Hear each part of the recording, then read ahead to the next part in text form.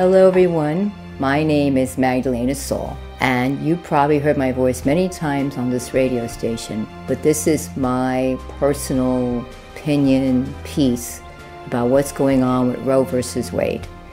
This is unscripted, this is just from the heart, because I've been really impacted the last few days by what might happen about Roe vs. Wade possibly being overturned. I was very young when Roe vs. Wade came into being.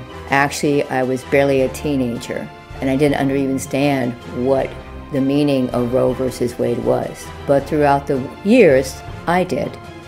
And I did my own research about Roe vs. Wade, and the first time it was initiated by the U.S. Supreme Court from a 7-2 win with a male judge, all male judges, is the fact that there were restrictions for the first, second, and third trimester.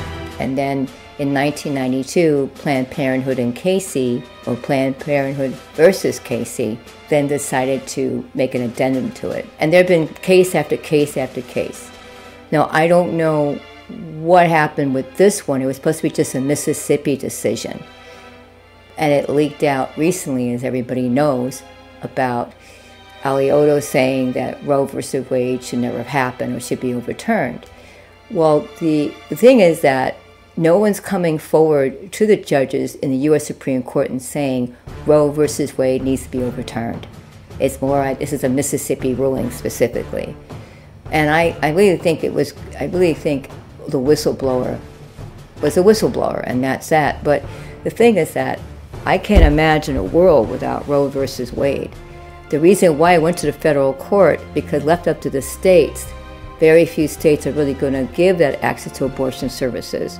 Me being in California, I'm okay, but also people that are in like states like Kentucky, whatever, I don't know what's going to happen with them. New York seems to be okay, but I don't care about where I'm okay with it, it's where I'm not okay with this. This is a very serious thing that's going on, and it really hit home to me, because I was sexually assaulted very young, and I could have gotten pregnant, and I'm sure my parents would not want me to have that baby.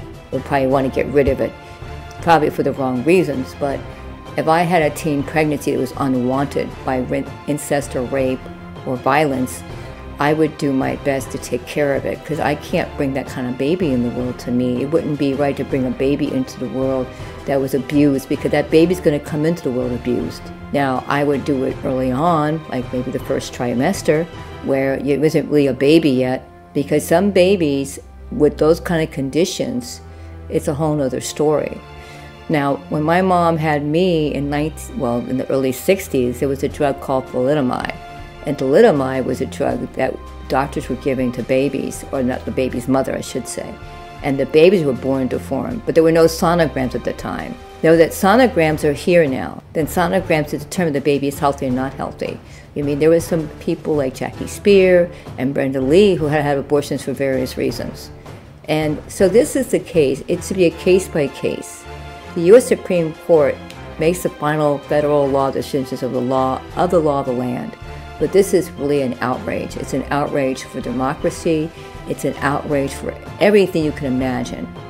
And it is no right of the justices to say that this law was wrong. That's none of their business, whether it was wrong for them or not. Some opinions make sense, some are based on just bias. And I think it's wrong what's happening, and it really breaks my heart that I may see this in my lifetime, that Roe versus Wade may be overturned. And once that is overturned, it is hard to reestablish.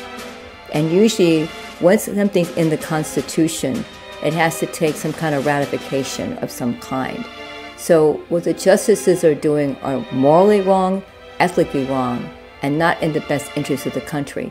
Over 50% of this country, and that includes Republicans, Democrats, pro-choice, pro-life, pro-everything, not pro-everything, anti-abortion, whatever you want to call it, don't want to see Roe versus Wade overturned.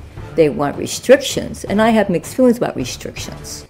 I mean, if you want a baby and it's born healthy, you've decided you want to have it, and then the last minute you change your mind, that's the baby's, last minute you change your mind the last week or two, then I would think maybe a little differently. But, you know, there are some countries where people can have abortion up until the time almost the person's being pregnant. And we're not one of those countries. And that's a shame. That's really a shame that we don't have, as the United States is, we don't have the same, or we should have the same rights as other countries do. So this abortion issue is really deep for me. I never got pregnant. I could have gotten pregnant many times, and I know I was not prepared. I was too young, I was too naive, I wasn't ready. And some people have health conditions and can have children and get pregnant, and that's in the best interest of the child.